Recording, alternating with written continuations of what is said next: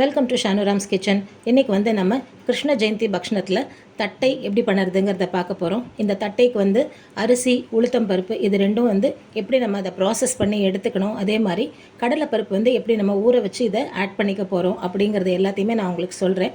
So அதேபடி நீங்களும் try பண்ணி பார்த்தேன்னாக்கா ஒரு நல்ல டேஸ்டியான கிறிஸ்பியான தட்டை இந்த கிருஷ்ண ஜெயந்திக்கு நீங்களும் பண்ணி பார்க்கலாம். ஸோ அது எப்படிங்கிறத இப்போ பார்க்கலாமா?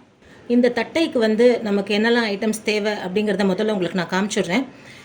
மாவு அரிசி இருக்குது இல்லையா, அதை நம்ம களைஞ்சி உணர்த்தி காய வச்சு மெஷினில் திரிச்சின்னு வந்ததை நம்ம நன்னா ஆற வச்சுட்டு அதுக்கப்புறமா அதை சலிச்சு வச்சுக்கணும். அந்த மாதிரி சலிச்சு எடுத்து வச்சுட்டுருக்கிற அரிசி மாவு நான் இங்கே எடுத்துட்டுருக்கேன். இது கூடவே உளுத்தம் பருப்பை நல்லா ட்ரை ரோஸ்ட்டாக நல்லா செவக்க வறுத்து இதையும் நம்ம மெஷினில் கொடுத்து நல்லா ஃபைன் பவுடராக பொடிச்சு வச்சுருந்தது. இந்த பொடியும் நான் கையில் வச்சுட்டுருக்கேன். இப்போ இந்த தட்டைக்கு அளவு அப்படின்னு பார்த்தேன்னாக்கா இந்த ஈடுக்கு தேவையான அளவுக்கு உப்பு, ஒரு அரை ஸ்பூன் கிட்டக்க பெருங்காய பொடி போட்டுருக்கேன். காரத்துக்கு சில்லி பவுடர் போட்டுக்கோங்க. சில பேர் மிளகா வத்தலை நல்லா ஊற வச்சு அரைச்சிட்டு போட்டுப்பா. அது உங்களோட சௌகரியத்தை பொறுத்தது. காரம் எவ்வளோ வேணுமோ அதுக்கேற்ற மாதிரி போட்டுக்கோங்க. நான் இந்த மாதிரி ஒரு குட்டி டீஸ்பூனால் ஒரு 2லேருந்து 2.25 டீஸ்பூன் கிட்டக்க போடுறேன். நல்லா ஒரு ஸ்பூன் அளவுக்கு வெண்ணெய் போட்டுக்கோங்க. வெண்ணெய் கரெக்டாக ஒரு அளவுக்கு போட்டுண்டா போகிறோம். ரொம்ப ஜாஸ்தி போட்டுட்டேன்னா என்ன ஆகும்னா ஒரு மாதிரி அலண்டா மாதிரி நம்மளுக்கு அந்த தட்டையோ முறுக்கோ நம்ம பொரிக்கிறோம் இல்லையா, அதை பொரிக்கும்போது வெண்ணெய் ஜாஸ்தியாக எடுத்து அப்படின்னாக்கா அதோட ஷேப் விட்டு போயிடும். இன்னொன்று கொதிக்கிற எண்ணெயில் இந்த வெண்ணெய் அப்படியே நுரைச்சுண்டு வரும். அந்த மாதிரி வரும்போது என்ன ஆகும்னா நம்ம போட்டிருக்கிற பக்ஷணம் எந்த அளவுக்கு கரெக்டாக குக்காக இருக்குது அப்படிங்கிறத நம்மளால் கரெக்டாக பார்க்கவே முடியாது. ஏன்னா மேலே ஒரு மாதிரி நுரக்கட்டினா மாதிரி வந்துடும். அதனால் ஒரு 3 கரண்டி கிட்டக்க நீங்கள் அரிசி மாவும் ஒரு 1லேருந்து 1.5 டேபிள் ஸ்பூன் அளவுக்கு உளுத்தம் பொடி போட்டுக்கிறேன்னா 1 ஸ்பூன் அளவுக்கு வெண்ணெய் போட்டுக்கோங்க. அதுக்கு மேலே வேண்டாம். ஓகேவா?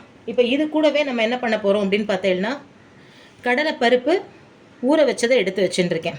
நல்லா ஒரு அரை மணி நேரம் ஊற வச்சுக்கோங்க. இதை நம்ம தட்டையோட மாவில் கலந்துக்க போகிறோம். அதை கொஞ்சம் பிசைஞ்சதுக்கு அப்புறமா, அதாவது இந்த உப்பு காரப்பொடியெல்லாம் போட்டிருக்கோம் இல்லையா, இந்த வெண்ணெயோட இதை எல்லாத்தையும் முதல்ல நல்லா மிக்ஸ் பண்ணிப்போம். தண்ணி விடுறதுக்கு முன்னாடி கொஞ்சம் நம்ம இந்த ஊற வச்ச கடலைப்பருப்பை போட்டுன்ட்டு அதுக்கப்புறமா நம்ம தண்ணி விட்டு நல்லா மிக்ஸ் பண்ணி வெண்ணெயை மாவோட நல்லா ஈவனாக கலந்துண்டாச்சு. இதை முதல்ல நல்லா கலந்துக்கணும். எந்த ஒரு பக்ஷணம் பண்ணுறதானாலும் வெண்ணெயை ஆட் பண்ணும்போது வெண்ணெயை முதல்ல வெறுமனை நல்லா கையால் கலந்துக்கோங்க. இல்லைன்னா என்ன ஆகும்னா தண்ணி விட்டு கலக்கும்போது உங்களுக்கு தண்ணியும் வெண்ணெயும் ஒன்று சேராது. கையிலலாம் விரலுக்கு இடுக்கலெல்லாம் ஈஷிண்டு உங்களுக்கு அது ரொம்ப ஒரு மாதிரி மெஸ்டப்பாக இருக்கும். உங்களுக்கு பிசையும் போது உங்களுக்கு சம்டைம்ஸ் இரிட்டேட்டிங்காக இருக்கும். அது அதனால் முதல்ல மாவோட நல்லா கலந்துருங்க. இப்போ நம்ம ஊற வச்சுருக்கோம் இல்லையா, இந்த கடலை பருப்புலேருந்து கொஞ்சம் எடுத்து போட்டுக்கலாம். அப்படியே தண்ணியிலே தான் ஊற வச்சுருக்கேன். இதுலேருந்தே கொஞ்சமாக தண்ணியை வடிச்சுட்டு எடுத்து போட்டுக்கலாம். இப்போ இதை நல்லா கலந்துட்டு விடலாம். இப்போ நம்ம தண்ணியை கொஞ்சம் கொஞ்சமாக இதில் விட்டு சேர்த்துட்டே வரலாம்.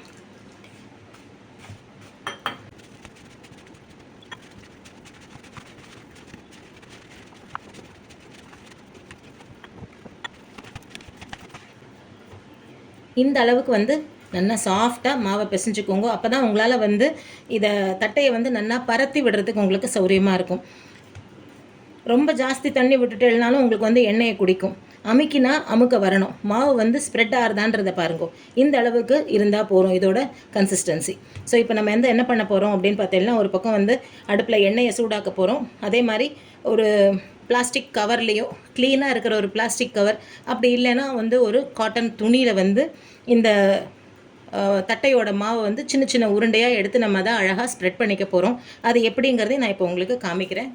இந்த தட்டைக்கு நான் என்ன பண்ணியிருக்கேன்னா முதல்ல ஒரு பிளாஸ்டிக் ஷீட் எடுத்து வச்சுட்டுருக்கேன். நல்லா நீட்டாக தொடச்சி எடுத்து வச்சுட்டுருக்கேன், ஈரம்லாம் எதுவும் இல்லாமல். ஸோ இதில் நம்ம முதல்ல என்ன பண்ண போகிறோன்னா கொஞ்சம் கையை தேங்காய் எண்ணெயால் கொஞ்சம் க்ரீஸ் பண்ணிக்கோங்க. அப்போ தான் உங்களுக்கு மாவை எடுக்கிறதுக்கும் அதே மாதிரி தட்டுறதுக்கும் உங்களுக்கு சௌரியமாக இருக்கும். முதல்ல ஒரு பிள்ளையாரை பிடிச்சி வச்சுட்டு நம்ம என்ன பண்ணலாம், கலந்து வச்சுருக்கோம் இல்லையா தட்டைக்கான மாவு, அதை ஒரு பெரிய நெல்லிக்காய் சைஸ்க்கு எடுத்துக்கோங்க. ரொம்ப பெருசாகவும் வேண்டாம், அதுக்காக ஒரேடியாக சின்னதாகவும் வேண்டாம். ஒரு நெல்லிக்காய் சைஸ்க்கு எடுத்துக்கோங்க. எடுத்துட்டு இந்த மாதிரி விரலால் லேசாக அதை வந்து டேப் பண்ணுங்க.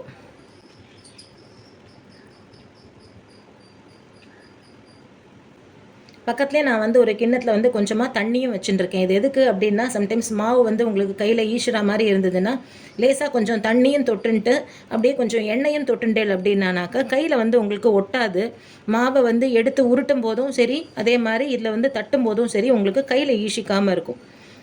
கையில் ஈசாமல் இருந்ததுனா தான் உங்களுக்கு வந்து இதை தட்டுறோம் இல்லையா, இந்த தட்டையை இந்த மாதிரி ஸ்ப்ரெட் பண்ணுறோம் இல்லையா, அது வந்து உங்களுக்கு ஒரு மாதிரி மேலே வந்து மொரன்னு ஆகாமல் அப்படியே ஸ்மூத்தாகவே இருக்கும் உங்களுக்கு பார்க்குறதுக்கு.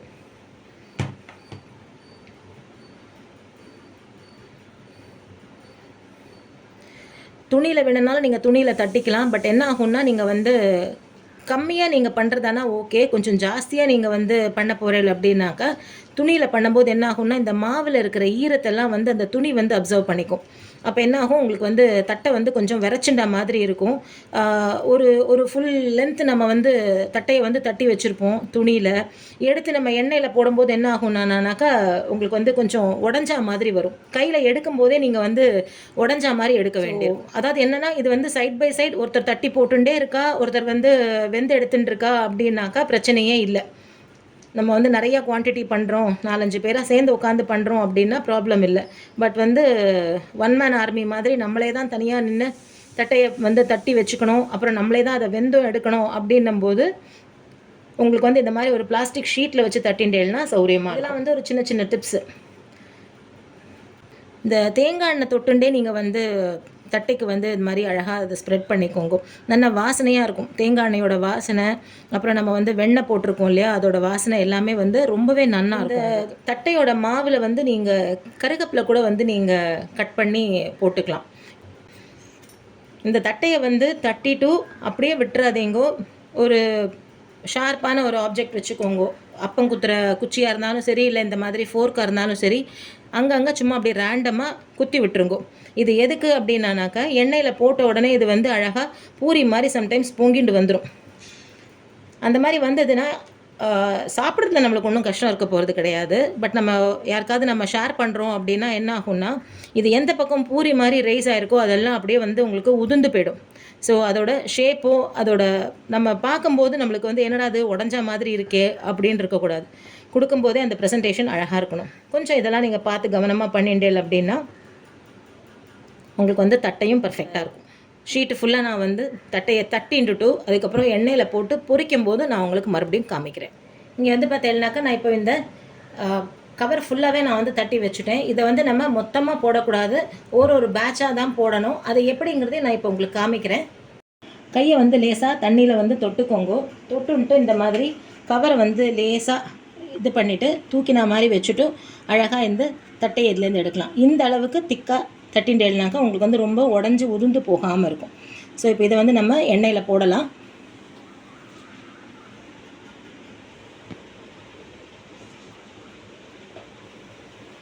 இந்த மாதிரி நம்ம ஒரு தட்டையாக உள்ளே போட போகிறோம். நான் இன்னொன்று உங்களுக்கு இதே மாதிரி எடுத்து போட்டு காமிக்கிறேன்.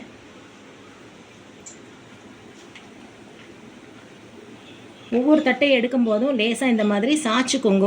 அழகாக வந்து உங்களுக்கு வந்து உடையாமல் ஜம்முன்னு வரும். இந்த மாதிரி எடுத்துக்கோங்க.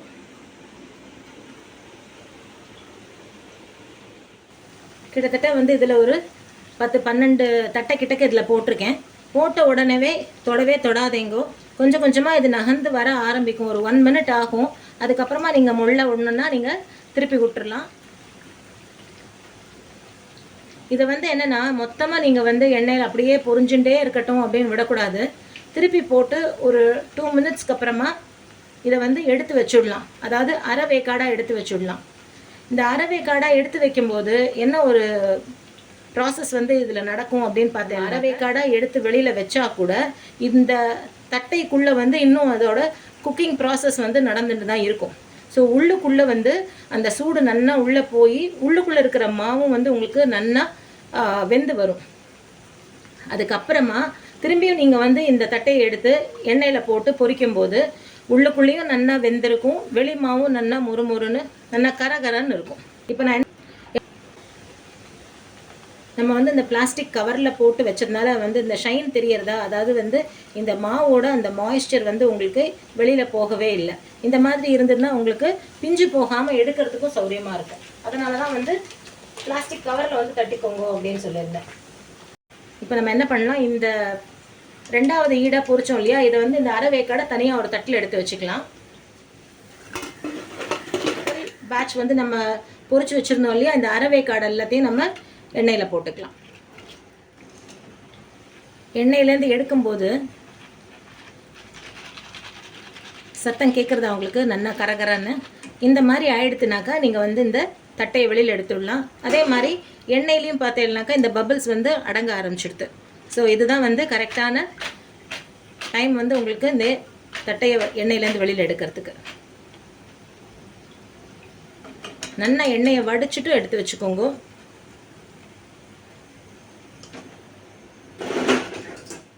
சத்தம் நல்லா அடங்கிடுது. இந்த பேட்ச் தட்டையும் நம்ம வெளியில் எடுத்து வச்சுடலாம். கிருஷ்ண ஜெயந்தி பக்ஷணம் தட்டை வந்து நம்ம ரெடி பண்ணியாச்சு. இதே மாதிரி நீங்களும் ட்ரை பண்ணி பாருங்க. நான் சொன்ன இந்த டிப்ஸ் அண்ட் ட்ரிக்ஸ் எல்லாத்தையும் கொஞ்சம் நீங்கள் கரெக்டாக ஃபாலோ பண்ணிட்டேன்னாக்கா நல்ல ஒரு பர்ஃபெக்டான தட்டையை வந்து நீங்களும் பண்ணி பார்க்கலாம், சுவாமிக்கும் நைவேத்தியம் பண்ணலாம். ஸோ கண்டிப்பாக வந்து என்னோடய வீடியோஸ் உங்களுக்கு பிடிச்சிருந்ததுனாக்கா கமெண்ட் பண்ணுங்க, ஷேர் பண்ணுங்க, முக்கியமாக சப்ஸ்கிரைப் பண்ணுங்க. Thank you so much. ஸோ நல்ல டேஸ்டியான தட்டை வந்து ரெடியாக இருக்குது. எப்படி இருக்குன்னு காமிக்கிறேன் பாருங்க. சத்தம் வருதா உங்களுக்கு? இந்த மாதிரி இருக்கணும். நல்லா அப்படியே உடைச்சானாக்கா அழகாக பிஸ்கெட் மாதிரி உடையிறது பாருங்க. உள்ளுக்குள்ளெல்லாமும் நல்லா வெந்ததுனால தான் உங்களுக்கு வந்துட்டு சூப்பராக வந்திருக்கு. ஸோ இதே மாதிரி நீங்களும் ட்ரை பண்ணி பாருங்க. எப்படி வந்ததுங்கிறத உங்களோட கமெண்ட்ஸில் சொல்லுங்கள். தேங்க்யூ.